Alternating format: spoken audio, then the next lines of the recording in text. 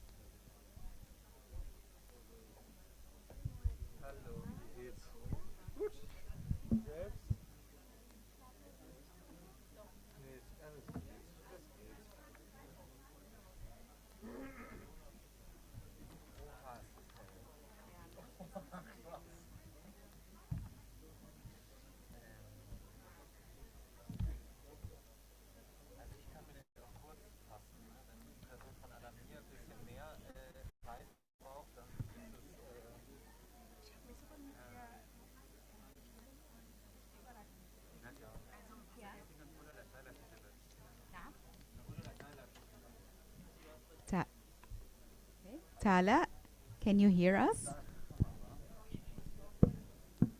Yes, I can.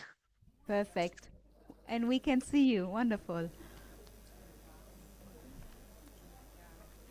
Um, People are sitting down, and I hope in like 3-4 minutes we're ready to start. Okay, great. Great. Thanks for your patience.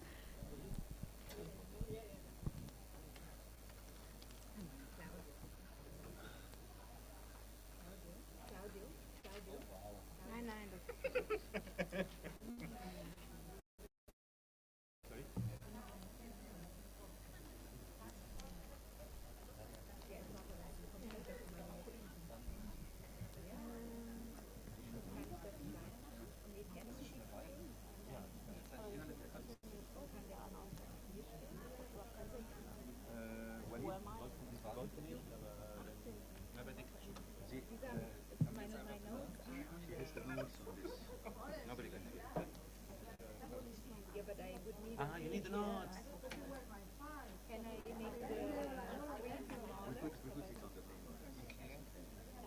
Okay. I mean, or you know what? Maybe I can read them from here. I can read them.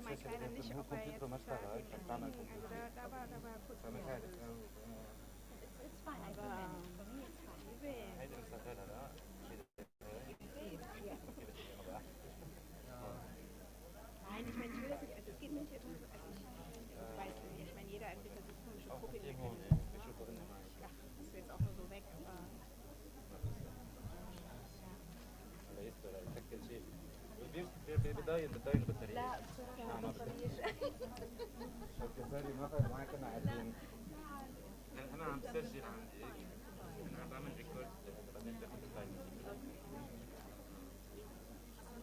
والفايل ما فيك تبعتيه على التليفون لا هو خلاص هلا مشيت حاول تبعتيه لكن حطه كبير ويشوفوا اللي معي صح؟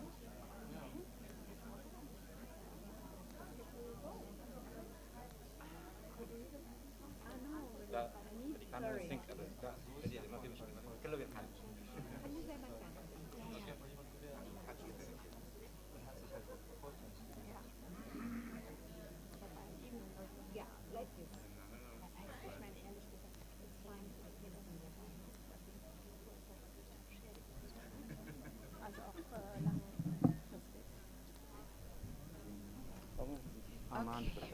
Gut.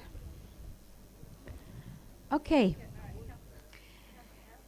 Welcome everybody. Willkommen allerseits zu unserer Veranstaltung heute Abend. Wir werden jetzt auf Englisch umschwenken. Die Veranstaltung wird auf Englisch stattfinden. Wir haben uns bemüht, Übersetzung zu finden. Es hat leider nicht funktioniert. Aber wenn es jetzt jemanden geben sollte, der vielleicht doch an der einen oder anderen Ecke eine Flüsterübersetzung gewährleisten könnte, das wäre wunderbar. Es meldet sich allerdings niemand von Englisch zu Deutsch. Gut. Okay, welcome everybody. I just welcomed you all in German, asking for a spontaneous help with translating, but it's not going to be possible tonight. So the event is taking place in English. Before we start, I would like to hand over the mic to the organizers of tonight. It's the organization called Stop Arming Israel. And I think Claudio would like to say some words on behalf of the organization. Please, Claudio.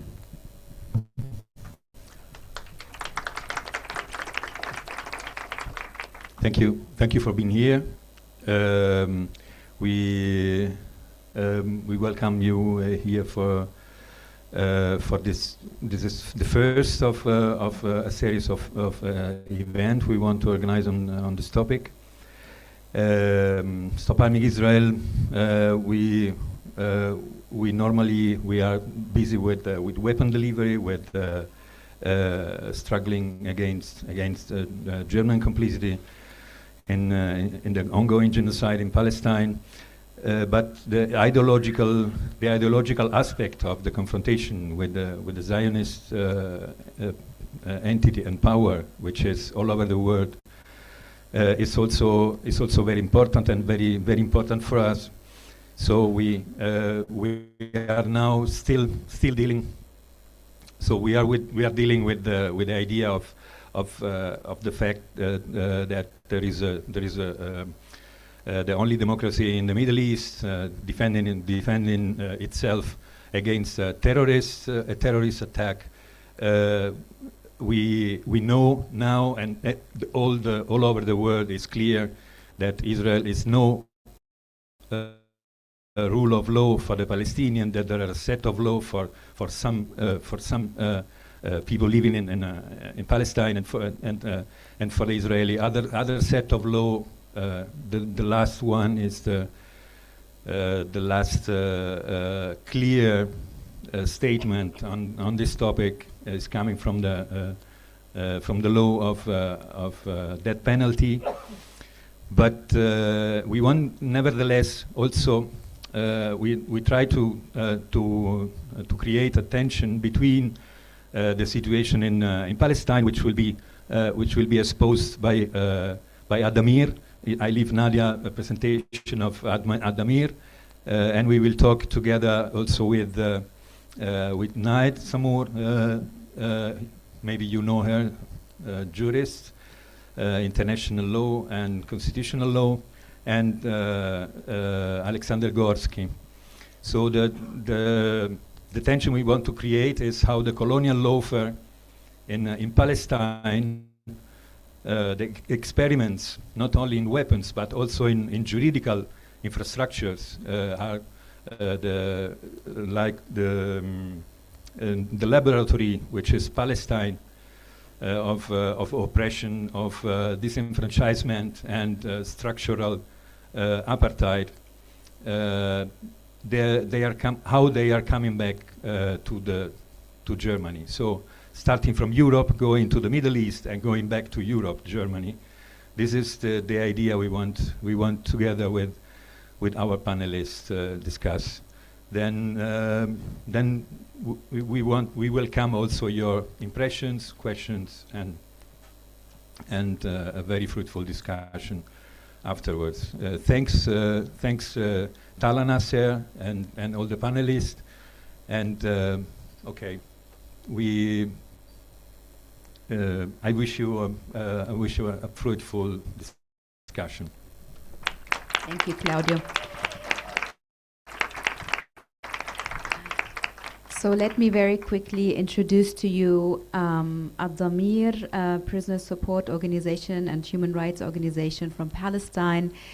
We're very honored to have Tala tonight here with us, who is working for Adameer. Adameer is one of the oldest Palestinian prisoners' rights associations, supporting Palestinian prisoners, providing free legal aid to political prisoners, and working to end torture and other violence and violations of prisoners' rights. Adameer has been raided several times by the IOF, and it has been falsely and ridiculously designated as a terrorist organization in 2021, alongside with 5 other of the most important and most impactful Palestinian human rights organizations, such as Al-Haq, Bisan Center for Research and Development, Defense for Children International, who has actually ceased its work just this week in Palestine. And in 2025, Adameer has been put on the US sanctions list. The designation was condemned by major human rights organizations such as Amnesty International and the United Nations. And no proof has ever been provided by Israel to support its allegations against Adameer. And so all the more important it is to highlight tonight the important work of Adameer and to discuss its significance in the struggle for Palestinian liberation, and also to understand our state's complicity in the oppression and elimination attempts of the Palestinian people. So let me give the floor to Tala. Tala Naser is a human rights lawyer at Adameer for Prisoner Support and Human Rights Association. She's experienced in advocating for Palestinian political prisoners and is currently pursuing a PhD in law at the Birzeit University. Tala, thank you very much for being with us. Thank you. Good evening, everyone. I'm really glad to be here with you today. Thank you for this introduction. I was actually going to speak about Adameer and its work, and your introduction is did all the work. Thank you very much. Today, I'm going to at first give a brief overview regarding the newest death penalty law, which Israel imposed against Palestinians. And then I'm going to speak a little bit about our report regarding mass arrests and torture committed against Palestinian prisoners. I'm going to, of course, I'll be ready to answer any of your questions when I maybe end my briefing or after we all finish. So let's start with this penalty law. So after years of relentless efforts by this Israeli settler colonial regime to legalize the execution of Palestinian prisoners, and amid all the global order defined by paralysis and complicity laid bare by the atrocities, of course, in the occupied Gaza, the Israeli occupation has passed a law that will allow for the execution of Palestinian political prisoners. On the night of March 30th, the Knesset plenary approved the penal law bill for 2025, which has been endorsed by the National Security Committee and referred for a vote in its second and third readings. This law was passed by a majority of 62 in favor to 48 against. Through this law, the occupying state has enriched a discriminatory racist law that enables the imposition of the death penalty exclusively against Palestinians through two separate legal tracks. The first track is the military track applicable to Palestinians residing in the territories occupied in 1967, which exempts settlers, and a civil track applicable to Palestinian citizens of the Israeli state, what's so-called state, which excludes Jews by linking the punishment to ideological motives. And for Palestinians in the West Bank, the imposition of the death penalty is actually mandatory, with judges having no discretion to modify it except in rare and exceptional cases that were not actually defined by the legislator. According to this law, the death penalty shall be imposed on any resident of the area, which is the occupied territories, who intentionally causes the death of a person, where the act constitutes a terrorist act as defined in the Counter-Terrorism Law 2016. However, if the military court finds for special reasons to be recorded that there are exceptional circumstances warranting the imposition of life imprisonment on the terrorist, it may impose that sentence instead. And within this law, the death sentence issued against convicted individuals shall be carried out within 90 days from the date it becomes final. And of course, the prison service shall be responsible for carrying out the sentence. Now, some Israeli human rights organizations have filed a petition before the Israeli Supreme Court challenging the law on the grounds that this law is actually racist and discriminatory. The court has currently given the state until May 24th to submit its response to the claims.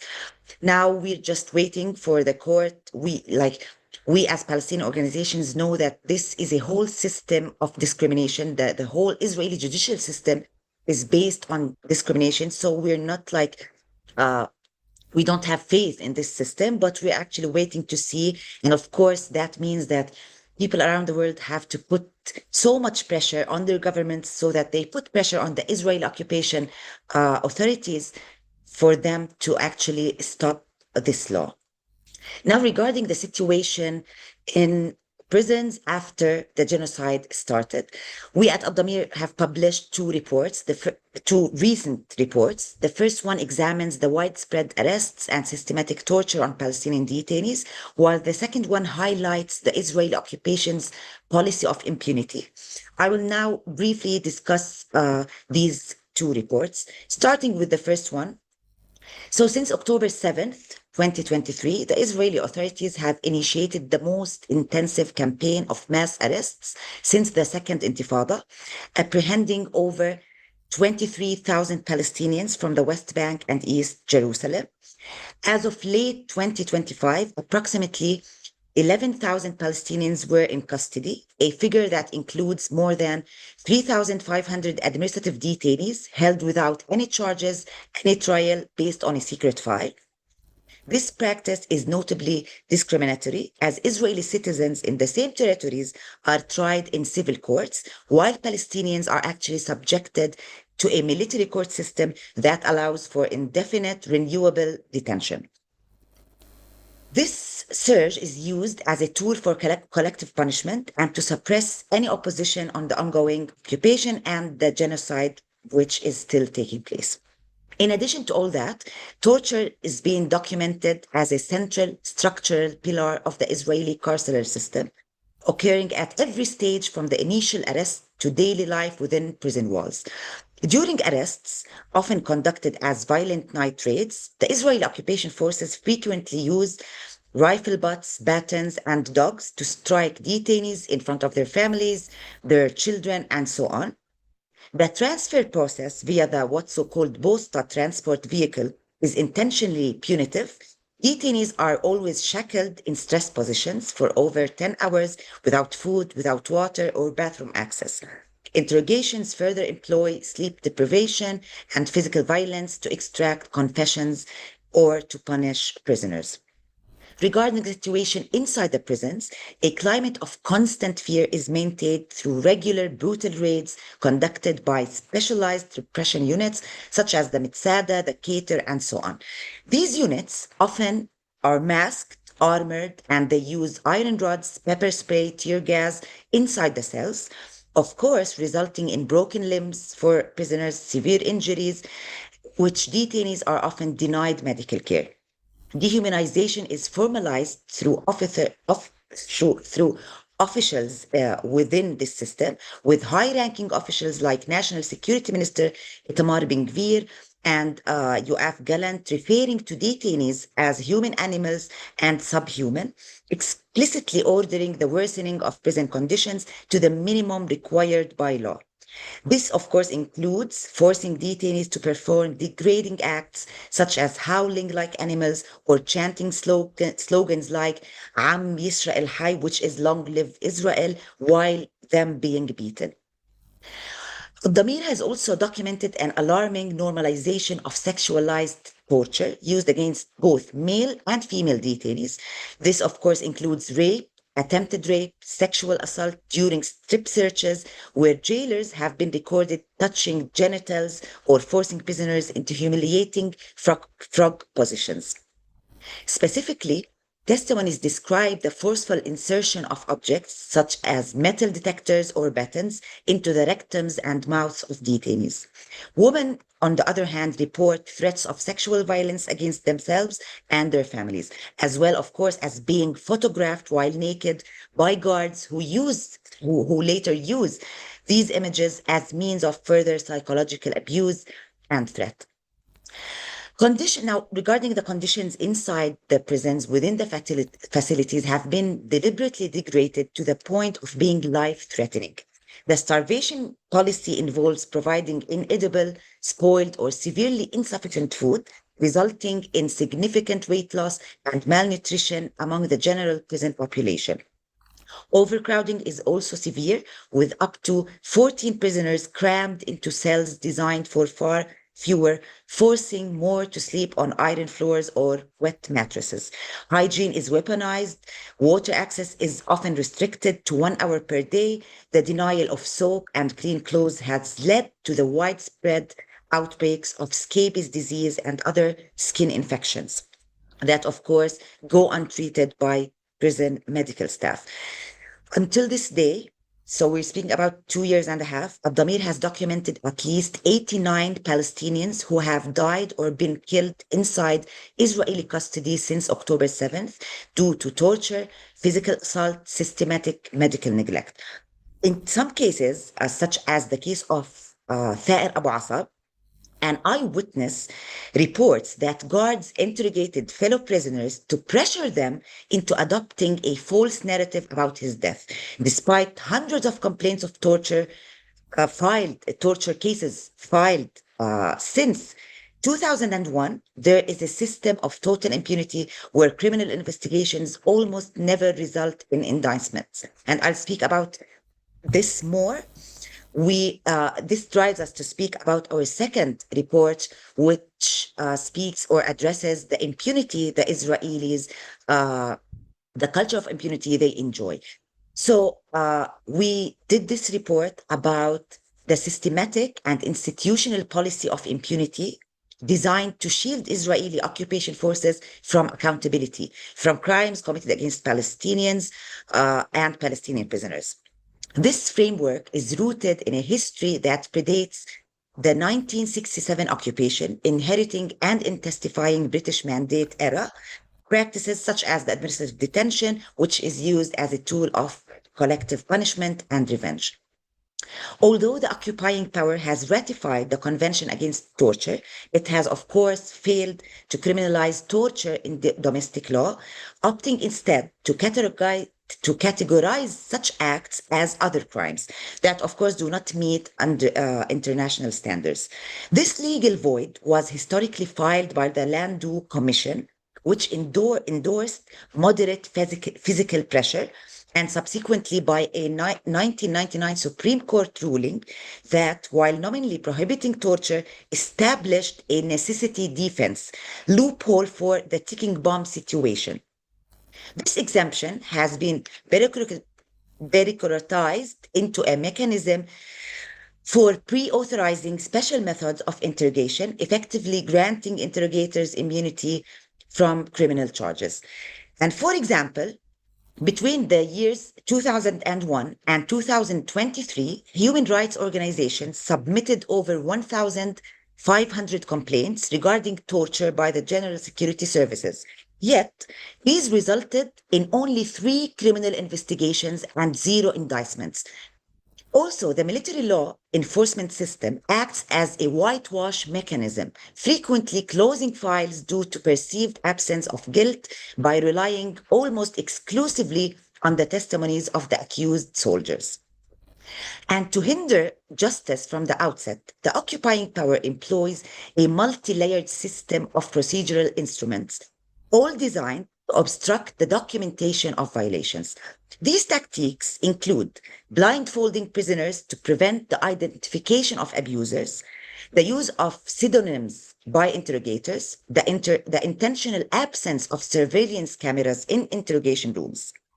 Additionally, medical records are frequently tampered with or withheld, and detainees are subjected to prolonged isolation from legal counsel, sometimes up to 120 days under emergency orders.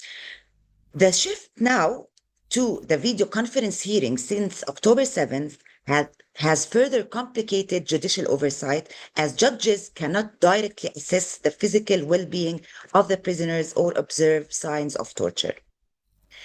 This report also documents the harrowing case studies that illustrate the lethality of this system, including what I mentioned before, the martyrdom of Thaer Abu Asab. Thaer Abu Asab was beaten to death by guards in 2023. In addition to the case of Sam al-Arbid suffered near-fatal injuries, including 11 broken ribs and kidney failure during a 2019 military interrogation. Despite clear medical evidence of torture, the investigation into Arbid's case was closed due to what they call the lack of evidence, and the files were classified as 90% confidential. We also highlighted the systematic sexual violence, particularly committed against Palestinians at the Sdei Man detention camp, where a leaked video showed soldiers, Israeli soldiers, gang raping a Palestinian prisoner. And despite all the evidence, the soldiers were actually released to house arrest, and some officials even publicly defended their actions. And the case was also closed without any accountability. These systematic practices fulfill the legal criteria for genocide, crimes against humanity, and war crimes, of course, under the Rome Statute of the ICC. The deliberate infliction of life-threatening conditions, including starvation, medical neglect, and torture, reflect a specific intent to destroy Palestinian prisoners as a group. Given the failure of the domestic judicial system to act, the principle of judicial complementary necessitates immediate intervention by the ICC. Now, we as Palestinians, and especially as Palestinians working with Palestinian prisoners, we call people around the world to act, of course. Many people ask us, what shall we do? We always have these specific demands that we see very important, especially after the imposition of the death penalty. It's really important to first activate the principle of the universal jurisdiction to prosecute everyone involved in the crimes of torture, in war crimes, crimes against humanity that were committed against Palestinian prisoners. People around the world should put pressure on their governments to suspend all forms of diplomatic, military, and economic cooperation with the occupation authorities until it fully complies with international law. To, of course, ensure the immediate and unconditional release of Palestinian political prisoners, including ending the policy of administrative detention, dismantling the military court system, and opening independent and transparent investigations into all cases of torture and deaths in custody. And it's really important also to put pressure on the Israeli occupation to enable the International Committee of the Red Cross to visit Palestinian prisoners and monitor their detention conditions without any restrictions. Because since October 7th, the ICRC is still are banned from visiting the prisoners and are still banned until this day.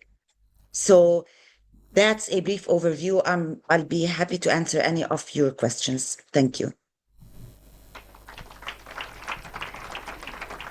Thank you so much, Tala, for this very insightful report about your work and about the situation of the prisoners. And also, very importantly, the demands you formulated. And I think everybody in this room should take them with them and make sure we fight for those demands and realize them eventually. I would like now to pass the word to Nahed Samour. Nahed is a legal scholar who works on international law and German constitutional law and is a research associate at Radboud University in Nijmegen and the German Orient Institute in Beirut.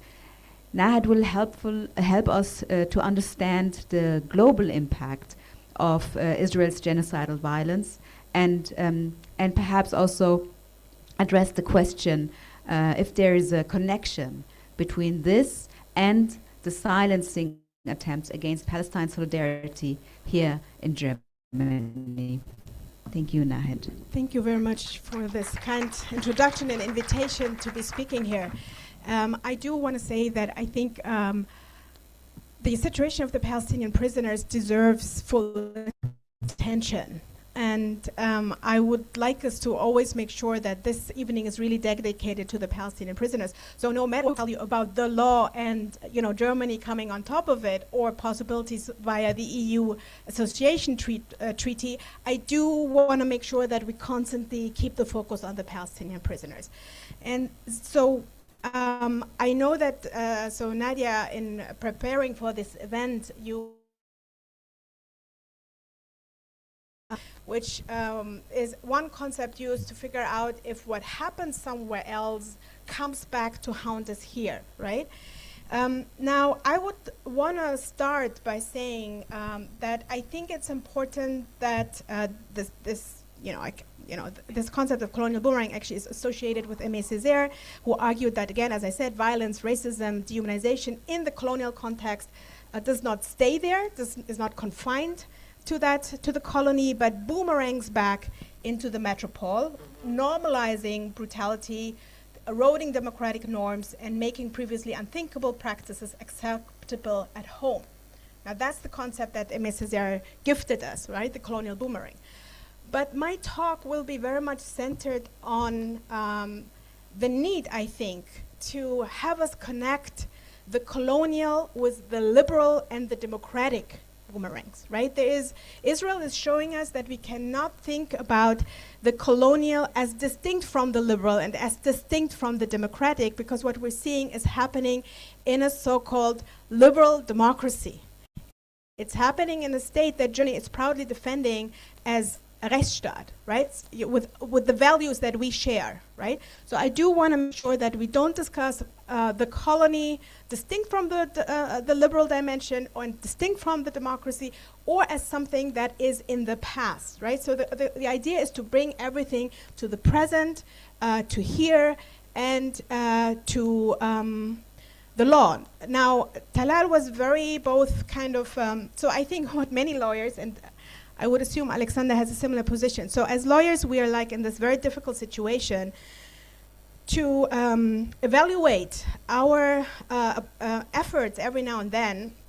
And of course, having to know that the law is a very hegemonial tool, right? It was formulated by a very bourgeois, liberal class of people. And when it comes to international law, it was by and large formulated through kind of European states. But we shouldn't forget that both in the international but also in the liberal kind of constitutional setting, the law is also what resistance of law makes it to be, right? I'm not sure if we just lost Tala, but I just wanted to refer to Tala in the sense that what I'm here. Perfect, thank you. I just wanted to make sure, and that's something we all might want to discuss, that we will all have an ambivalent relationship to the law, because we know about the problematics, we know that the law is part of the problem, but we have to keep on working both to have a kind of very functional approach to law as a much needed tool, right? People that are in trouble will need lawyers always, but we also, I think we're all, I mean, okay, I'm talking about, I shouldn't talk for the others, obviously, but it's also problematic to see the lawyer as the hero, right? So no hero will, get us out of this. The lawyer will not get us out of this, right? So by premising this, as I said, I wanted to make sure that we immediately think about the colonial as part and parcel of the liberal also, and pointing out basically how liberal democracies create exceptions to their own state principles, like equality before the law or due process. I'm sure these are things Alexander will talk about. And mind you, in Israeli law, you will find references to equality before the law. You will find references to due process. You will find references to dignity, right? You will find all these references. And so I also want to be very clear here from the beginning. What I'm not going to do here is to kind of compare like a one-to-one comparison between, the Israeli and German law. I'm not going to do this because obviously there are things that, just simply do not exist in Germany, right? So Germany is not legally occupying, annexing. It's not, the genocide question obviously is one that the Nicaragua versus Germany case will be seen. Like, it's not committing genocide, but it's possibly very likely being complicit in genocide. But still, I just want to make sure that the aim is not to kind of do one-to-one comparison here. But my aim is to show that a legal system that keeps on saying we're part of the liberal kind of democratic world, we're kind of a rule of law kind of state, our values, legal values, are based on kind of questions of equality, due process, dignity, will still always make sure to find ways in the name of security, in the name of necessity, to carve out a different legal system for the other, to dominate, obviously in the case of Israel, to exterminate the other, right? So I want to really, maybe at the end of this conversation, both talk about what is it that how should we understand this kind of colonial violence as part of the liberal democratic regime, to, again, understand the nature of violence, connect colonial liberal democratic, as one that keeps on carving out exceptions, but also to understand how the colonial thought is mirrored in liberal democratic law. And of course, by doing this, I want to almost first, on the one hand, I want to, allow us to fine-tune our antennas here, right? Because much of the law that we're seeing in Israel was also dormant law. Because if you might have followed the news, the death penalty was already present as a law, right? It was activated for Eichmann. It was actually, even before in 48, there was actually another case against an Israeli that was accused of being a spy. It was actually also activated for the Demjanjuk case, but that case later was dropped. But I also want us to be really finely attuned to dormant, sleeping norms that can be activated at any time. Maybe, of course, as someone who's also, looking at the situation in Germany, I think we will find some dormant norms coming back now when it comes to the militarization, right? Because if you look at this so-called Wehrpflichtgesetz, all of a sudden we're all going to be shocked what is in there, and that can be activated at any time. And of course, it can be activated whenever someone appeals to security, war, terrorism, right? So these are the things that we should be keeping alert to.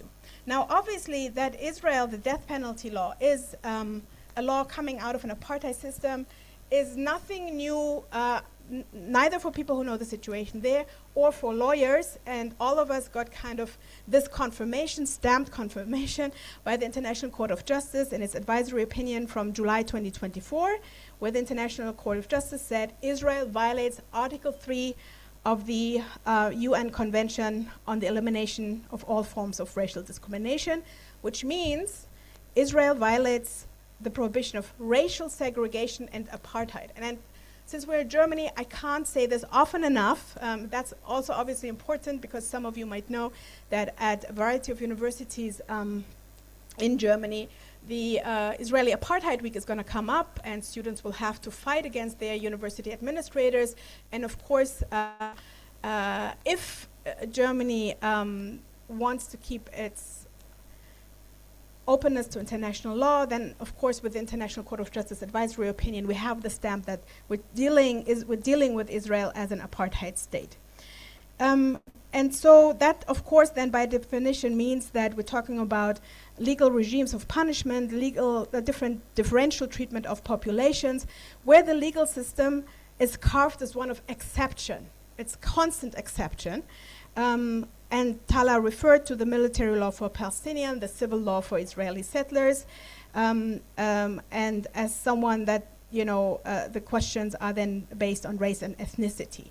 And just mind you, just maybe as an additional information, according to international law, when they use race, they really, race is something that can be marked basically also by questions of nationality, of language, of ethnicity. So I just want to make sure we don't get into the question of whether Semites are kind of different races here, right? Because, I mean, obviously there are different groups based also on their ethnicity and the language. I wanted to say something about the death penalty law. I'm not sure how much time. 5 minutes. Tamam. Okay.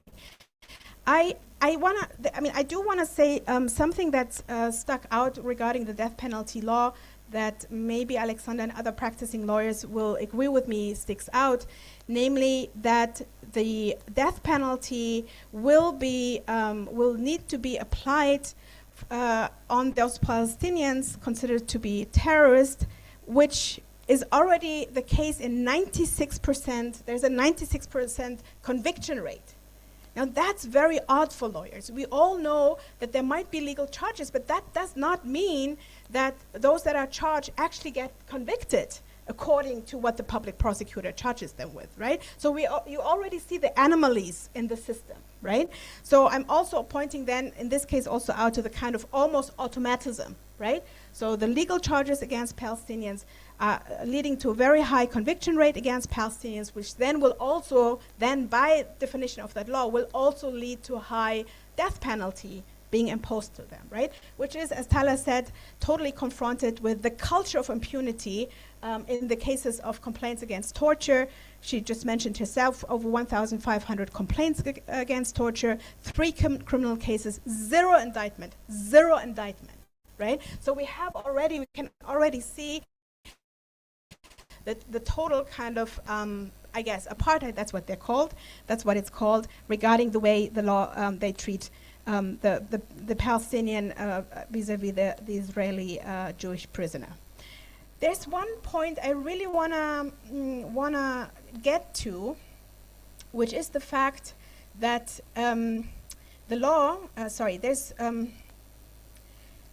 the death penalty can be applied as part of the military system on Palestinians living in the occupied Palestinian territory, but it can also be applied as part of the civil court track inside Israel against Palestinians, citizens of Israel, when, and here I'm quoting, the law requires the act to be committed, quote, with the aim of negating the existence of the state of Israel. And everyone who has been part of the conversations we've been having in Germany realizes that sounds like Staatsräson, right?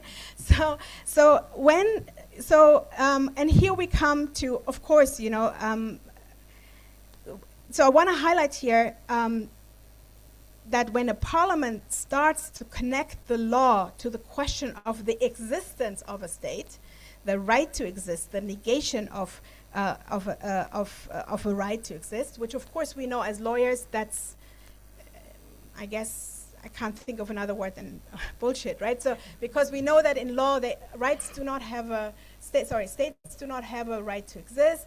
Peoples have a right to self-determination, right? So we also, as lawyers, that's very kind of, at best, confusing, because we're forced to engage increasingly with political arguments that legally make absolutely no sense, right? I mean, and this is why, as lawyers ourselves, or legal scholars, we're forced to translate this kind of political, heavy ideology, and have to figure out how can we kind of, this kind of mix, I'm lacking the word here, but it's not matching with our liberal legal vocabulary, right? So that's one of the challenges.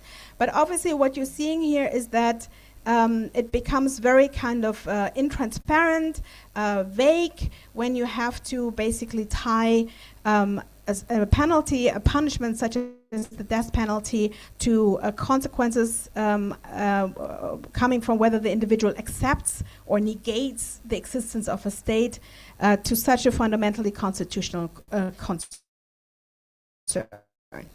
So vagueness is one of the questions. Negating, what does it even mean, the negating of the existence, right? So we know also, obviously, in German cases, right? I mean, we're constantly up against judges that want to read into slogans something where, you know, obviously there are also multiple other ways of interpreting them, particularly when you take the right to self-determination seriously, particularly when you want to follow the internationally enshrined right to resistance under conditions of genocide, apartheid, occupation. So here again, maybe I'm gonna end by saying that Israel here is an example, but not, is an example here, I guess, where this system of exception becomes increasingly normalized.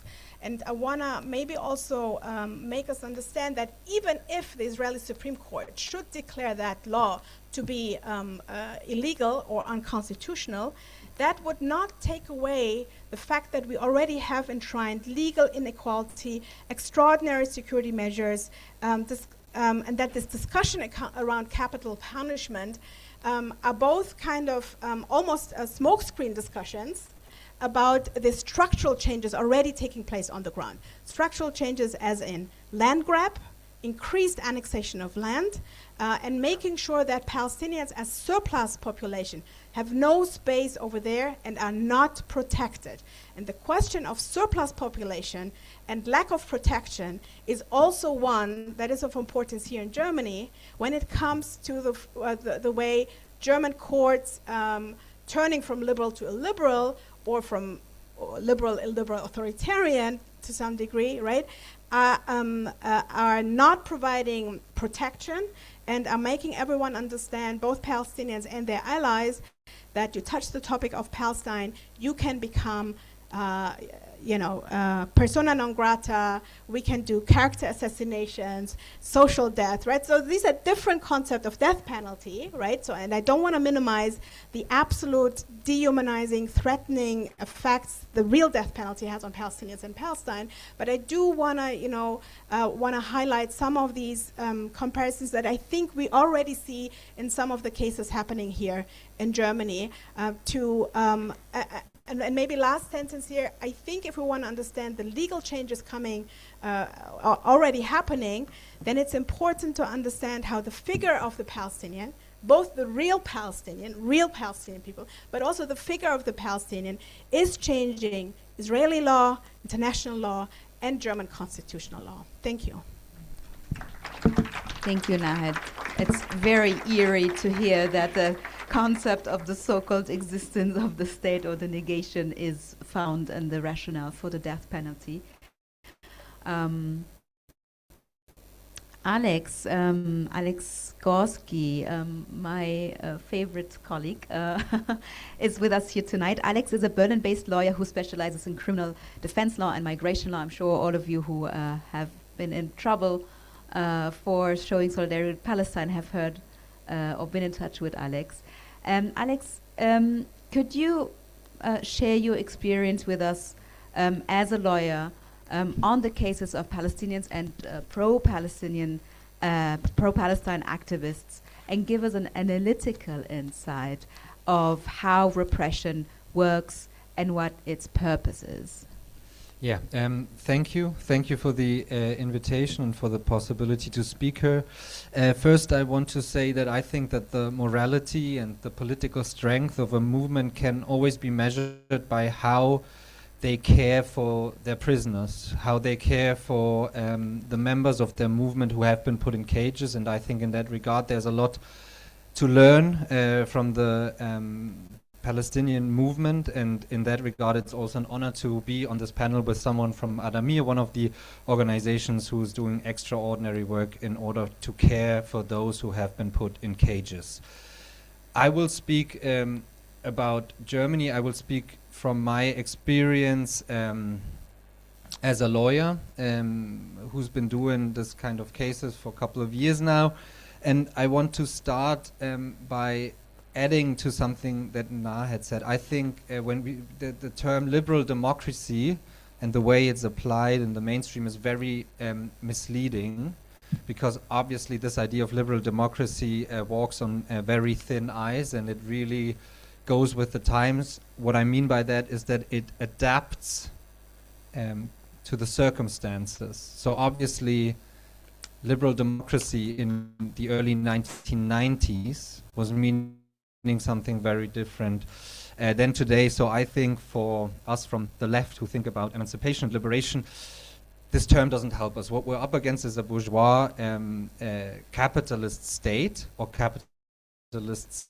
states in different modifications. But that's what we're dealing with, and I think liberal democracy in that regard is also propaganda and something very misleading. And so in the capitalist and bourgeois state of Germany, I think there are 4 developments that we have seen over the last year and who have been speeding up, especially since 2022 with the escalation of the war between the Ukraine and Russia, and with October 7th. And first of all, there is an authoritarian trend. There's no denying it that the state is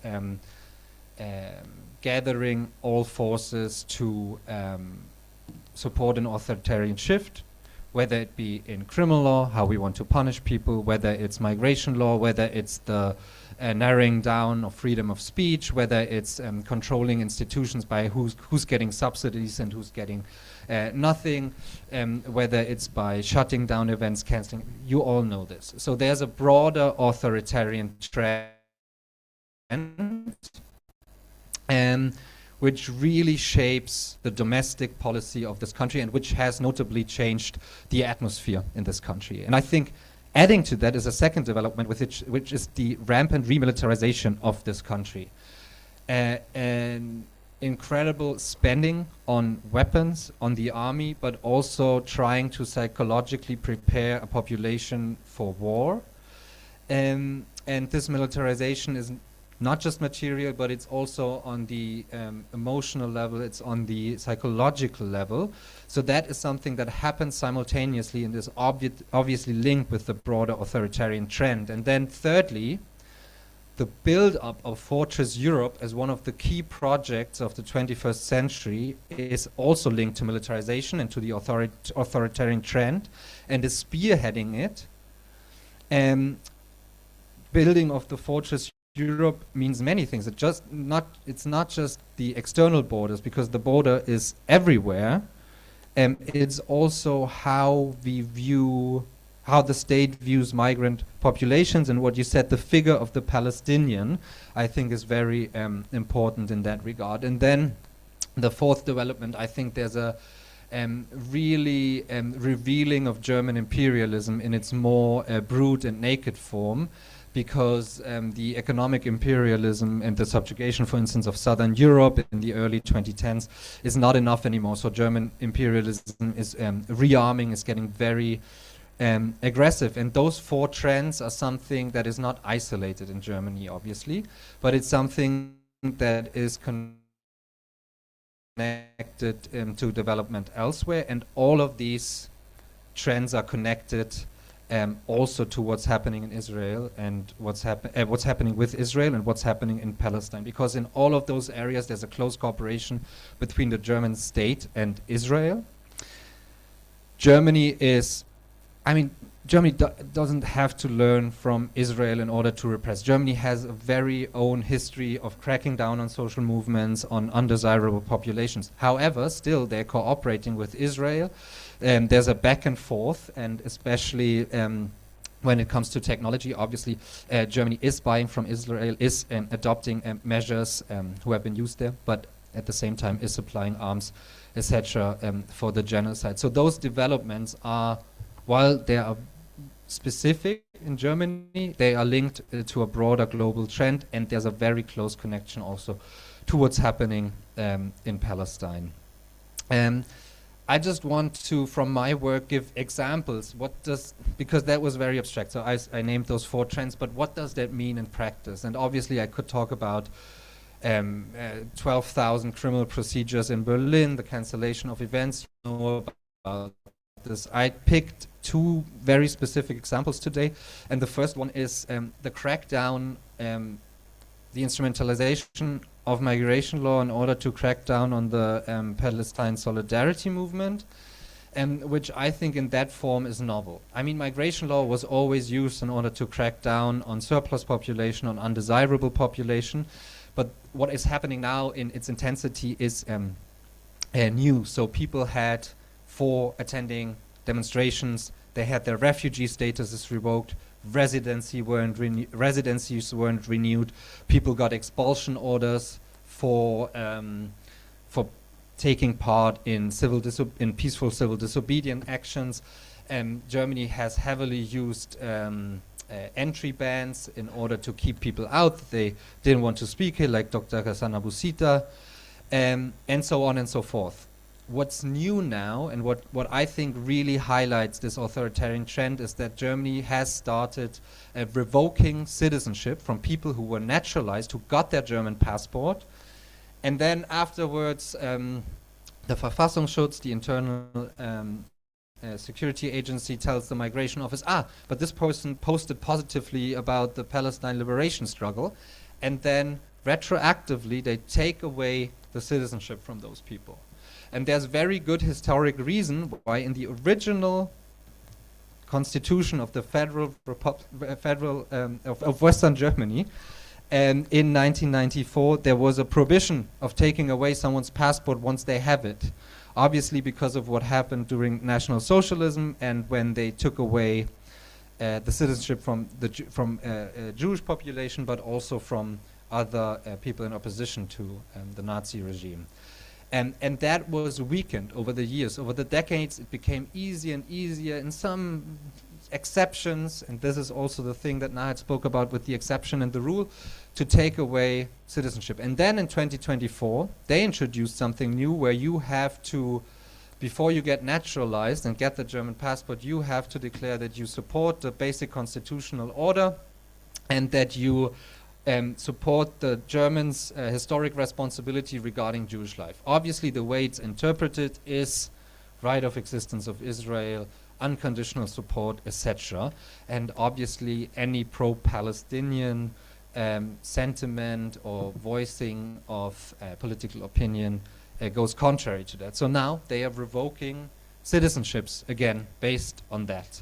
And I think that shows that the repression against the pro-Palestine movement is obviously spearheading those broader trends, also because there's no bigger lobby. There's no real resistance to this in parliament. Liberal civil society is very quiet about this.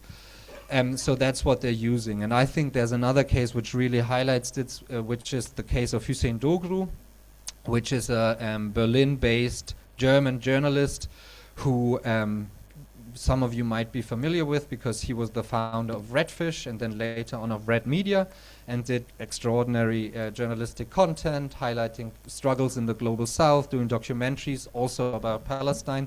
And he was sanctioned by the European Union last May for spreading disinformation supposedly as an agent of the Russian Federation, which is wrong.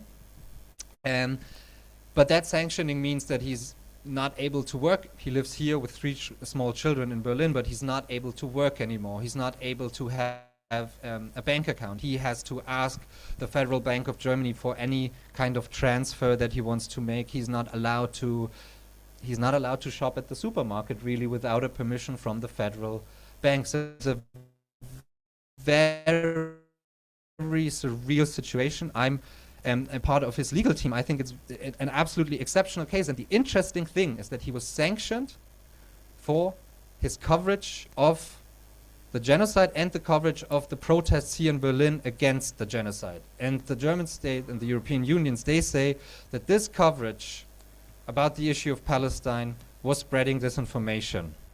And I think those two legal complexes highlight the authoritarian trends that I've been speaking about. So in conclusion, I think what we can say is not just in Israel, in a lot of places there's a process of an authoritarian trend, of trends towards open fascism, like in Israel, like in the US, or towards some kind of proto-fascism, and definitely towards authoritarian regimes who really crack down on dissent. And connecting this to what has been said in the beginning about Palestinian prisoners, I think there needs to be a debate how the resistance to those trends can be transnationalized as well. And I think the pro-Palestine movement really has tried over the last years to fight authoritarianism here, but also to do the work against the genocide and to fight the developments there.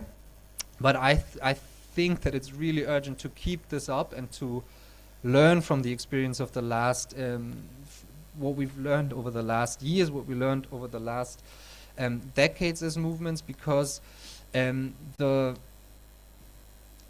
authoritarian trends are there and the resistance is there, but obviously the power imbalance is not in our favor right now. And in order to change that, I think we need to stay put. And I want to close by saying that I think we also, especially here in the belly of the beast, owe it to those who live under the conditions that we just heard about in cages set up by the state of Israel, and I really encourage that we keep on debating that, even though it's been very tiring at times, that we somehow try to keep up the spirit collectively and keep this debate and keep the actions going. Thank you. Thank you so much, Alex. Thank you, Nahed. Thank you, Tala. We've heard the experts on the panel, but there are also experts in the audience. So I would like to open the floor now for comments, questions, remarks. So if you could give me a little hint how we do this technically. Is there a microphone for people in the audience? I can give up my microphone if...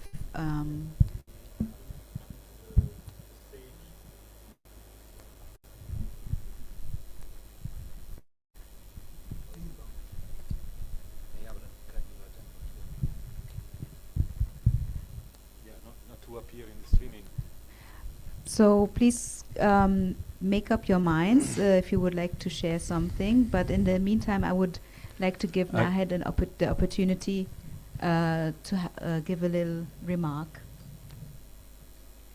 So both, I'm saying something because I really want to say it, but also because I want to give you some time to formulate your, remarks, questions, etc.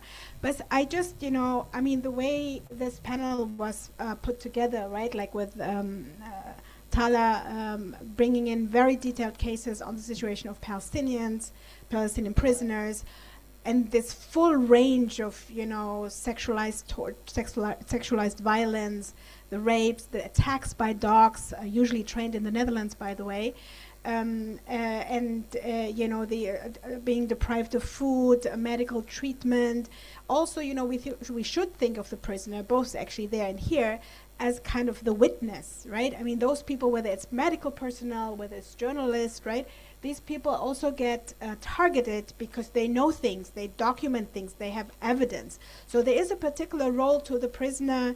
The prisoner has as a function, is targeted because they do think, the question of the journalist, the question of, of community organizers, of people who've seen things, or people who want to, those people who break into, Albert weapon factories. It's because they know they exist in the midst of Germany, for instance, which I think many people didn't even know, right? That these Israeli weapon factories exist in the midst of Berlin and other places in Germany, Ulm and other places. So I think what my remark goes into the direction that I think it's challenging, but also very necessary to connect the international with the local. And here in particular, I am thinking about the EU Association Treaty that EU has with Israel. And according to Article 2 of these treaties, they have to be based on the respect of human rights. And of course, we know that this has become like a farce and a tragedy. And I mean, it's like so obvious that, there's so many, by now there's so much International Court of Justice material against Israel, right? Already the provisional measures, the advisory opinions, numerous human rights reports, etc. So, but I don't think we have yet connected really well the international with the local. I'm talking about Germany, because I've been thinking about, if, and of course I'm also speaking about the scandal it created that the death penalty law was passed. Yesterday's attacks on Beirut after ceasefire was announced, right? So it's becoming more and more obvious that we're dealing with a country that actually knows no laws, knows no, principles, values, not even, it knows nothing. I mean, that's the culture of impunity, right? You're allowed to do it. And of course, unfortunately, Palestinians are up not only against Jewish Israelis, they're up against very hegemonic states, right? They're up against the powerful US, powerful European Union. I mean, the European Union is also split. We shouldn't forget, right? It's not monolithic. But what I want to say is, unfortunately, the Palestinians are up against a kind of very colonial, capitalist, bourgeois system that wants that colony, Israel, to keep on doing what it's doing. But I really was thinking while Alexander was talking, but also while Tala was speaking, maybe the EU Treaty Association, right? Going against that, because here you would have Spain, you would have Belgium, you would have Ireland, right? Pushing also, would be a way to then explain why, you know, you cannot go against, you know, Irish citizens, Polish citizens, Palestinians in Berlin, right? All these people that are constantly being put under real threat of criminal prosecution, right? So maybe the challenge will be to connect or maybe do two things at the same time. Again, that's very challenging, right? But I'm so sure that's also something, you know, Adameer has been doing for a long time, like both the international and the kind of local arenas, and connect them to kind of crystallize and intensify that pressure. Which, again, Yani, unfortunately, the more Israel behaves as it does, I mean, optimistically, I would want to say the easier our case should be, right? Thank you, Nahed. If I may add, Nadija. Please, Tala, go ahead. Thank you very much, Nahed, for bringing this up. Actually, I forgot to mention, currently our main demand for the EU is to suspend the association agreement until this illegal Israeli occupation abides to international law. So if you're going to work on something really important, like to stop this death penalty law, it's really important to put pressure to suspend the association agreement, according to Article 2 of this, as you mentioned, Nahed. So that could be like the main demand when we're speaking with EU audience. So yes, thank you for bringing this up. And maybe you can, like, it's important to put all the actions together in order to put that pressure on governments. I know it's really hard in Germany. It's so much better maybe in Belgium, in Ireland, and so on. But it has to be done. Like, pressure has to be put in order to suspend this association agreement as soon as possible. Thank you.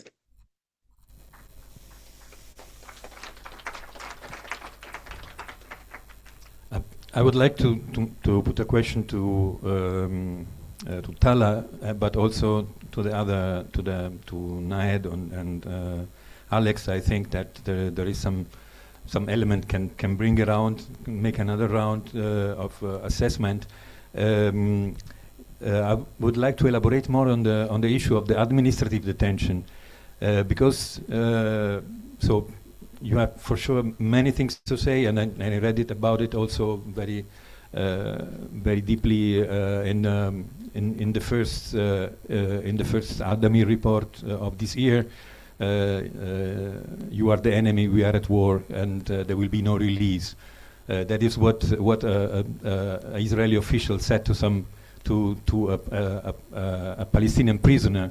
And these two highlight the relationship between the judiciary and the executive, which is which is actually an indicator of the fascist turn in the institutional architecture. Also, which adds some. I would like to hear also from Nahed and afterwards also Alex what they think. We go for this, or what do you think? We take another question. Perhaps because it's a very specific one about administrative detention, and because Tala Adameer has put so much work and effort on highlighting this injustice. Would you like to comment on this one before we move on? On the question of administrative detention. Are you asking me, Nadija? Yes, please. Yes, Tala, exactly. Yes, okay, sorry, because I know that looking Adameer on the other side. Yes. Okay, of course. So, yeah. Okay, so of course, we've been working against this arbitrary detention since, like, Adameer has been on the ground, working on the ground. This detention is completely arbitrary. The military commander of the area issues an administrative detention order. It can be from 1 month to up to 6 months. Of course, this order can be renewed indefinitely. And after October 7th, hundreds of Palestinians were put under administrative detention for 3 years. Like they were arrested before the war, and after the war began, they continued to renew their administrative detention order. So Palestinian detainees are under this law without presenting any charges. So lawyers cannot defend Palestinian prisoners because no charges are provided. And of course, within these military courts, the military prosecution, the military judge are just sitting in the court, listening to the lawyer's detainee, which like lawyers, it's really like silly if people have to come to military courts to see this with their eyes. But like if you're sitting in this session, the lawyers always say like, this man is really old, this man is really, this is a young boy, he has to be out of prison. Like they cannot defend, they have nothing to defend prisoners, sorry, detainees, administrative detainees. And of course, judges usually confirm these military orders, these administrative orders. So it's kind of like you can do nothing. And by the way, Palestinian administrative detainees have led a very big campaign to boycott these military courts because they know they are not doing anything. And like orders are being renewed indefinitely. You cannot do anything because no charges and no trial. There's no trial, no minimum fair trial guarantees within these military courts. So it's all in Hebrew language. Palestinians do not know this language. They do not speak it. They do not understand it. So there is a translator, but of course, translators are actually military and they're always sitting on their phones. Like the session is taking place and translators are playing Candy Crush on their phones. Like you can see this with your eyes. It's really silly. And of course, the administrative detainee is trying to understand what's happening. And after the session ends, in a 1 minute briefing, the lawyer tells the detainee that your administrative detention order was confirmed by the military judge. And they, of course, the prosecution gives the judge the laptop, which has the secret file. The judge looks at the secret file and then hands the laptop back to the prosecution and confirms the military order for the full period of time. So if the order is for 6 months, usually the military judge confirms the 6 months administrative detention order. We usually actually laugh about, like, we think there's nothing on this laptop. Maybe it's just a whiteboard or something the judge looks at. We have no idea because we can't see, we can't know. It's a secret evidence. And so it's totally like violating international law. It's totally violating the Fourth Geneva Convention. It's so arbitrary. That's why it's sometimes really important to shed light on this specific case because they are using it systematically against all Palestinians, women, children. Currently, there are more than 100 Palestinian children under administrative detention. Like this doesn't make any sense. On the other side, the Israelis started imposing the unlawful combatant law against Gazan detainees. This law is similar to administrative detention law, but it also applies on Gazans. So military orders from the military commander, it can be renewed indefinitely, no charges, no trial. And the only thing that judge says to Gazan detainees under this unlawful combatant law, that you will be released after the war ends. And of course, now thousands of Gazans are still under this unlawful combatant law. So these, like, they are using these policies to, of course, incarcerate the largest possible numbers of Palestinians. And it's the most easiest way. Like, they don't do their work. No evidence provided, no charges, no list of charges, nothing at all. So it's really easy to do this when they want to suppress Palestinians more. Thank you, Tala, for laying this out. I see there's already a queue here with people with questions. That's a good idea because then we can use the microphone. So thank you, and please go ahead. Yeah, okay. I'd like to go back to the European Israel trade agreement. And this is more a point of information and an offer. There's a petition at the moment under the European Citizens Initiative Scheme, which, if it gets a certain number of countries to a certain number of signatures from each country and 1 million signatures EU-wide, more or less has to go to the European Parliament to be discussed. Now, right now, it's at about 750,000. So it's nearly there, right? If anybody wants, we have a press pack in English and in, also in English and in German, also suitable for, putting on Instagram, social media, and so on. Anybody wants to have that, just contact me and I'll see that you get it, right? That's that. But there is also another initiative which is just starting, and this, it doesn't mention Israel-Palestine, but it mentions it's about trade agreements of the EU and human rights. Because most of the trade agreements, they've got something about human rights in them, but there's no real independent assessment of if these clauses are being adhered to. Basically, it seems to be that the Commission more or less decides that's okay, right? Okay. This is in the early days yet, but it just started about a month ago. But it could also have a long-term effect, right? I mean, none of these things are going to happen very simply. Can you repeat the first one? It's the European Citizen? It's the European Citizens Initiative. I'll give you the details later, right? Okay? Thank you. And it's easy. I don't have the actual title in my head, but it's easy enough to find, right? And it is at the moment 750,000 signatures. Okay, thank you.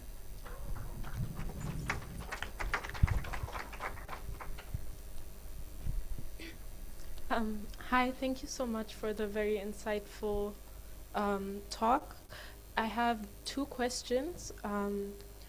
One was about actually here in Germany, the current development that you can, as a naturalized citizen, still be your citizen status can be revoked. I was wondering if you know if that is being challenged currently on the grounds of the indirect discrimination and effectively as a racist law limiting the freedom of speech of non-German born Germans. And then also I wanted to ask, because of administrative detention, but generally the detention in Israel, like the detention of children, I'm just curious if you could elaborate a bit more why and how this takes place, like why children are removed from their, is it like supposed to put pressure on the parents? Is it supposed to just disrupt the community? I think it's like a very unusual, fucked up practice, and I was wondering if you could elaborate on that a bit. Thank you very much. Perhaps, Tala, you heard the second question, right, about administrative detention orders against children. Can you tell us more about that? Yeah, of course. Regarding children, so the situation inside prisons, like children are being, like the crimes committed against adult prisoners are the same crimes committed against children. The thing is that after October 7th, usually adult prisoners, like 2 or 3 of them, would be inside the prisons specialized for children. After October 7th, they separated this. So now children are owned by their, like they're in the prison without any adult prisoners with them in the same prison. That's the main thing. Of course, this leads to, fighting with each other. They don't know how to react with the prison service, don't know how to demand their needs, and so this is really important and of course hard. Now, why they're in prison, administrative detention, just like I mentioned, when the Israeli authorities cannot provide a list of charges against children, they put them under administrative detention. It's usually because they're throwing stones, Molotov cocktails, or whatsoever. So, and by the way, after October 7th, many children are being held under charges of incitement again on social media platforms.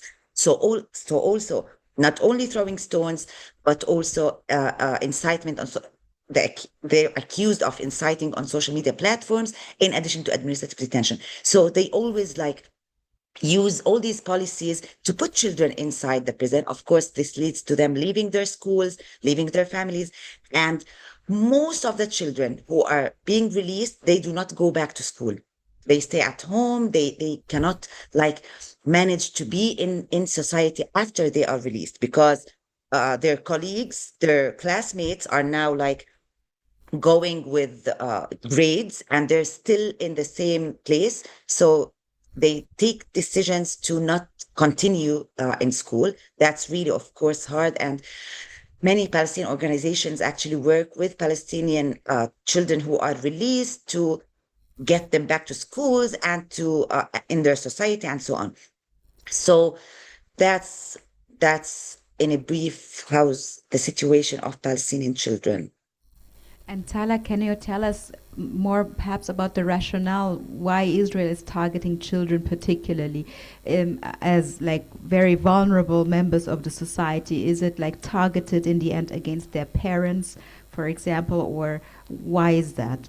Yeah, not really, not really. They sometimes do this like to target their parents when they take children as hostages in order for their parents to surrender themselves. And they do this usually like months ago, they arrested this 7-year-old child, and they like kept him in the military jeep in order for his father to surrender himself to the military. So they sometimes do that. Otherwise, no, they are just targeting Palestinian children in order to, of course, impose further repression, impose further suppression against Palestinians, especially children. They do this with everyone.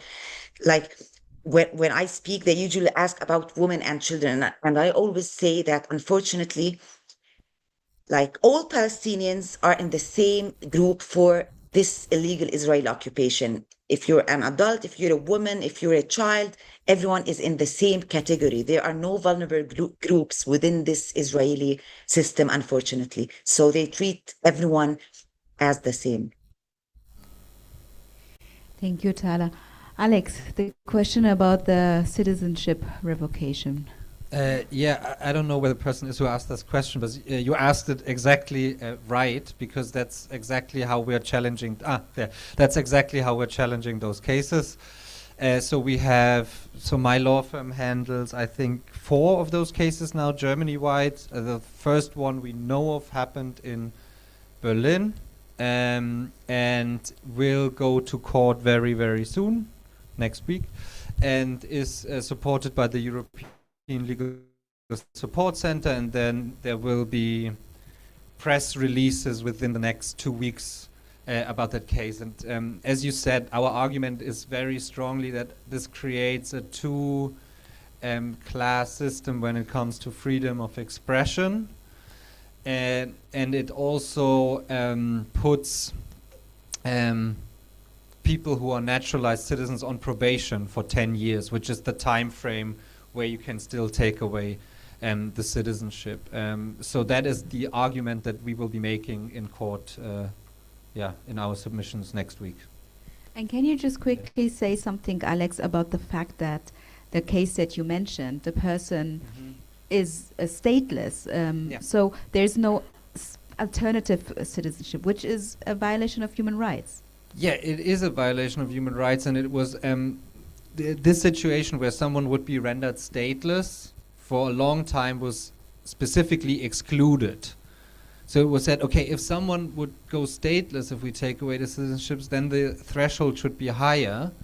But reform after reform has diminished that protection, and now in paragraph 35 of the Citizenship Act, it specifically says that if someone is rendered stateless, that's not an obstacle for the action of taking away the citizenship. So in a way, I think those cases are really important, obviously for the individual person, but they're also very symbolic about the state of German society and about what rights are granted to whom. Yes. Thanks, Alex. Hi, I have a question. I want to go back to the administrative detention. And when we always describe it as arbitrary, it is right for the detention, but I think if we think about the bigger picture, it's not so arbitrary. I think it is a design of the colonialist structure. And Tala, this is a question for you, maybe you can weigh in, because we have witnessed in the last couple of years the unleash of the settler violence and terrorism against Palestinians. And I believe it is very much connected to what's happening in the detention administration, because these people who are put in jail are the ones who are supposed to protect their villages and their families from the settlers' terrorism. And what's happening now is that really, like, Israel unleashed them and made sure, and this is by design, made sure that the people who would protect, who will be in the streets protecting their villages, are put in jail. So it is not just, it's not arbitrary actually, it is really a design. So maybe you can weigh in what's going on the ground now in that sense. Like, do you really feel that this is the case? In so many places, Palestinians are being attacked, and the people, like, do you make that connection, basically? This is my question. Yeah. This is actually, like, it's important what you mentioned, but it's not only that, unfortunately, because even before, like, administrative detention is being used since the beginning of the occupation. The Israelis inherited this law from the British Mandate era. So it's being used widely, of course, sometimes because people are defending their villages. The settler violence is actually, like, what's going on the ground is really harsh, is really alarming, let's say. They are doing this sometimes, of course, because it's really easy for them to do this. They want to leave the settlers in our villages, to let them take our land, to let them take our homes. But you know what they are using mostly within this? They kill Palestinians. So if they don't want someone to defend their land, they just kill them. They do not actually arrest them, unfortunately. So mostly administrative detainees are the ones who are active. For example, human rights defenders, journalists, Palestinian students, university students. Many of the university students are being held under this administrative detention. So they target Palestinians on political basis, let's say. While regarding settler violence, they just kill. Settlers kill Palestinians who defend their lands, of course, under the supervision of the Israeli military. The Israeli soldiers and military kill Palestinians also if they try to defend their lands. So they execute Palestinians for doing that, and they arrest, specifically for administrative detainees, political leaders, many of members of the Legislative Council, the Palestinian Legislative Council, are being held under administrative detention, and so on. So the main point, I agree, of course, it's within this whole system, this settler colonial system, that they are imposing control over Palestinians. And how can they impose this control if they put activists, politicians inside the prison so that they cannot do anything on the ground if they are not arrested? So it can be both sides, you know, but now they are actually using killing Palestinians instead of arresting them if they are having any what so-called clashes with the settlers.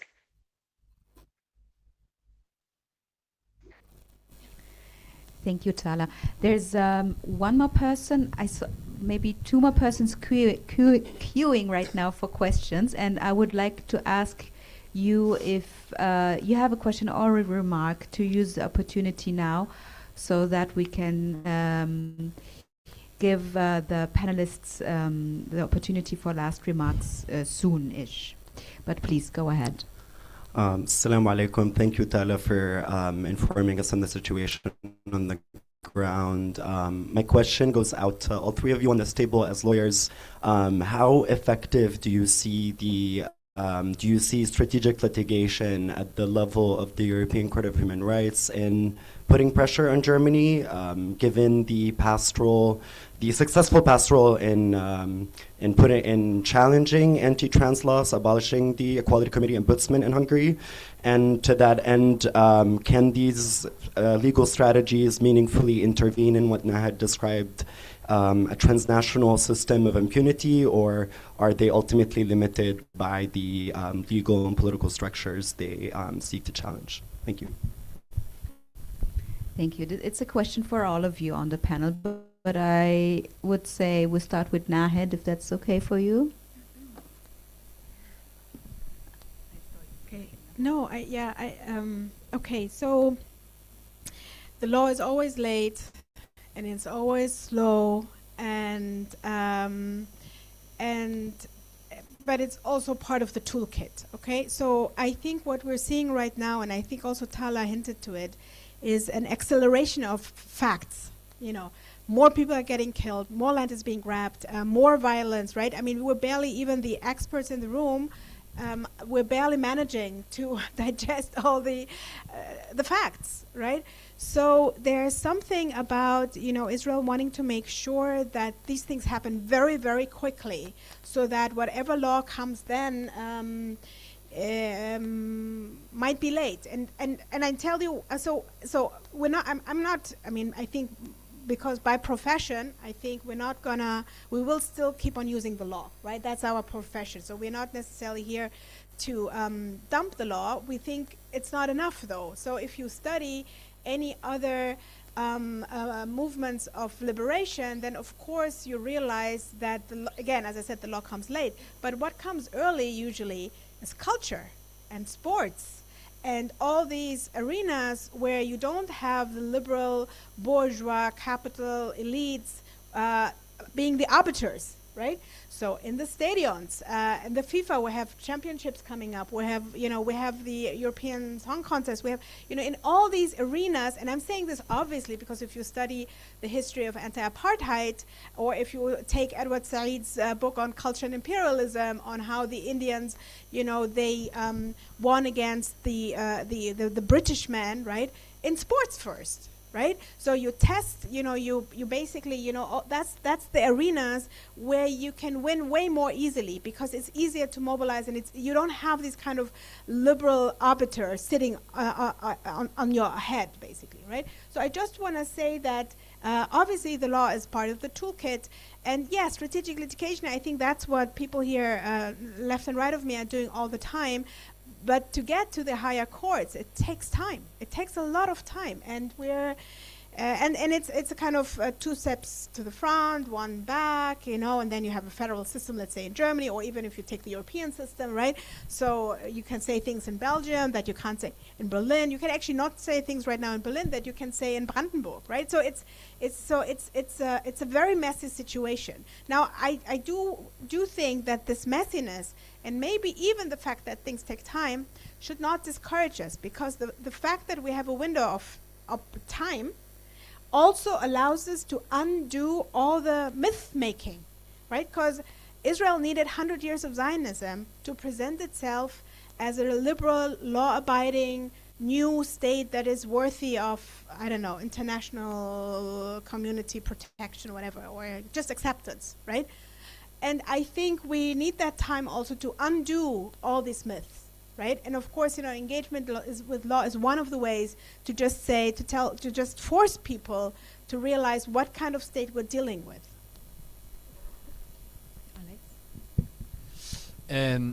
Yeah, so I agree with what Nahed said, and I do not really believe in strategic litigation as it was framed over the last decade and a half, maybe, by liberal NGOs, that you just take a topic and you take it through the court system and thereby you can effect meaningful change. I absolutely do not believe in that. And I think it's a waste of resources a lot of times. I think strategic litigation, in using the law as a tool, as Nahed said, only works if it's connected to using the other tools. And I think especially with the topic that we're speaking about today, so the Palestine liberation movement, I think we also have to be very careful to choose where to spend our time and resources. And I think there are lawyers, and their job should be to use the law.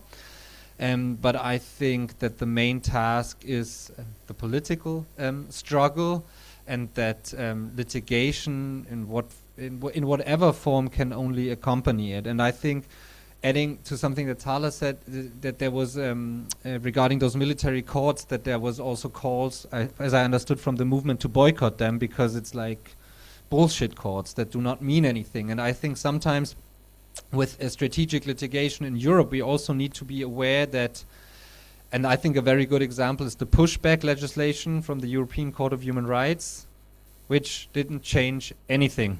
And at the point where they didn't have to pretend anymore, they just stopped making those decisions. And pushbacks are legal now, but they happened either way. So I think we have to really look what's effective in really changing things and what's just semantics. Yeah. Thanks, Alex. Tala, does Adameer have a position on the question of strategic litigation, especially given the hostile and racist legal system that you're facing? Yeah, I'll just add a little bit on that. We at Adameer, after the genocide has started, took a decision, for example, to stop submitting torture complaints to the Israeli system. We used to, like 30 years ago, until October 7th and after, we were submitting torture complaints to the Israeli system. And just like I mentioned, no indictments, investigations are closed, claiming there are not enough evidence, and so on. So after the genocide started and all the crimes we've seen, we took this decision to stop doing that. On the other hand, we started working on international level, international courts, and we started, of course, submitting information, evidence to the ICC, the ICJ in the case of South Africa against Israel. And like that being said, we actually lost faith in international law, in international courts, as Palestinians, not only as Adameer, I'm saying. We actually lost faith in all this international system because, like, everyone was just watching while people in Palestine were under genocide, killed, live stream killing.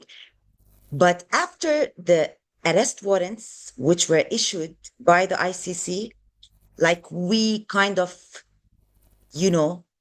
put ourselves back, our trust back in this system. Now, politics, like, you cannot speak law without speaking politics. Who is going to actually implement these orders, these arrest warrants? It's governments, it's countries. So that's why it's really connected. We're speaking not only law, we're not speaking about only litigation and so on. We're speaking about politics and law. And how are we going to implement all these decisions taken from the international courts, from the UN, from the General Assembly, from the ICJ advisory opinion stating the Israeli state as illegal? So that's the thing. Now we say we are testing international justice. We're under this phase now. And this might take a while in order for us to actually test international justice, because if it's not today, I think it will never be for anyone in this world, not only Palestinians. Thank you, Tala. We have one final question, so please go ahead. Hello. Thank you, everybody. Thank you for the talks, and thank you for your year-long work and investments into the cause. I have two questions. One is a bit more simple, kind of statistics. It's to Alexander, because you mentioned the number of 12,000 court cases in Germany. Is this Germany-wide? Is it only Berlin? Because it's the first time I hear a concrete number. So it would be interesting to hear a little bit more detailed about that. And then the second one kind of adds to the question that was posed before about children and child imprisonment, So are all children actually imprisoned under the administrative detention? Is that that's the same case for all kids? And I also heard that the death penalty also applies to children. Is that true? Would be interesting to hear about this. And then the last question would be, is anybody challenging this on the international level? Or I feel like nobody's really talking about it, and it's being normalized that we're imprisoning children. And I do wonder, I think Israel is the only country in the whole world where this is possible and it's being tolerated. And I really wonder why it's not being spoken about more often and more loudly. Thank you. Thank you. Alex, will you quickly clarify this number? So this number is a couple of weeks old. It refers to criminal procedures that have been initiated in Berlin.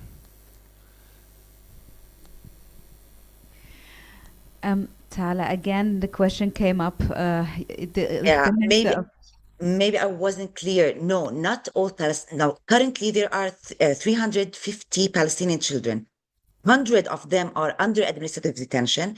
Others are under list of charges of throwing stones, Molotov cocktails. Others are under charges of incitement on social media platforms. So it varies. They're not all under administrative detention, but this is an unprecedented number, like 100 Palestinian children under administrative detention. This is unprecedented. Regarding death penalty, yes, of course, they did not mention anything within this law. The law didn't mention anything about the age. So if a Palestinian kills any Israeli, they can be, of course, sentenced to death, capital punishment, the death penalty. Yeah. And Tala, who's challenging this? Both in Palestine as well as internationally. We heard in the beginning that the Defense of Children International has ceased its work in Palestine, but who is defending the children? Yeah, no, like most Palestinian organizations actually defend children. Of course, DCI were specialized with like in defending children, and it's really sad. We're really sorry for this decision. Of course, it's not their decision. They were targeted just like Adameer and other organizations, and this led to them ending their work. So no, many private lawyers, many Palestinian organizations defend Palestinian children. And regarding challenging this, just like I mentioned at the beginning, that many Israeli organizations have filed a petition to the High Court regarding the death penalty law, if this is what you meant. And internationally, until now, like, nothing is being done on the international level, but of course, it will be soon. Thank you, Tala. We've come to an end. People have been asking their questions. I'm not sure if you're trying to ask a question. Who is the death penalty law challenge? Oh, sorry, Tala. There's a question for clarification. Who exactly is challenging the law of death penalty? Adala, it's a Palestinian organization inside the 1948 lands. Hamukid, Physicians for Human Rights. I can maybe send you the exact petition. Of course, it's in Hebrew, but it has the names of the organizations. But they are Israeli human rights organizations, including on top of them Adala. Thank you for this clarification, Tala. So I want to thank all of you for participating in this discussion tonight. And I want to remind us of the petition that has been mentioned, that the European Citizen Initiative. It is a very, thank you very much. There's the address, you will find it online under www.justiceforpalestine.eu/DE. It's the European Citizens Initiative online collection system demanding the full suspension of the EU-Israeli Association Agreement in view of Israel's violations of human rights. And it has already reached 750,000 signatures, and when it crosses 1 million, it forces the EU Parliament to discuss this petition in the EU Parliament. I think it's a very important petition, so please have a look at it. I want to give the last words to our panelists. So if you would like to make some closing remarks, this is your time. Nahed. I'm gonna just maybe say in a kind of self-critical way that I think we have to do a better job to figure out and evaluate where the law is doing its job and where it's important that we engage with the law and which fields exactly. And I mean, maybe what I have in mind, of course, is, of course I know that when students plan and organize and implement their actions at universities in pushing back against university administration, law has been very important, right? So they need, because university administrators do still pretend to engage with liberal law, right? And so, of course, you know, I could not tell the students not to engage, not to use law, right?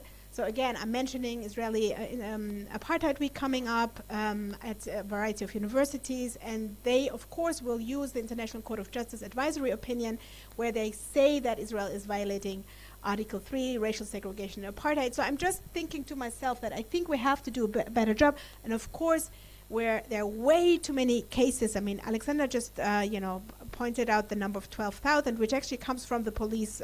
It's actually the public prosecutor or the police kind of, you know. So it comes from state, it's official kind of data. So 12,000 cases in a city like Berlin, that's way too many cases for a still relatively small number of lawyers that is dealing with these cases, right? So one is there's obviously a mismatch, and I think that mismatch, that asymmetry is kind of also kind of a global asymmetry, right? We have way too many kind of cases for all the lawyers and human rights defenders, etc., right? So, and I think to just be clear what we're talking about, the violence will increase. There will be more people paying a very dear price for it.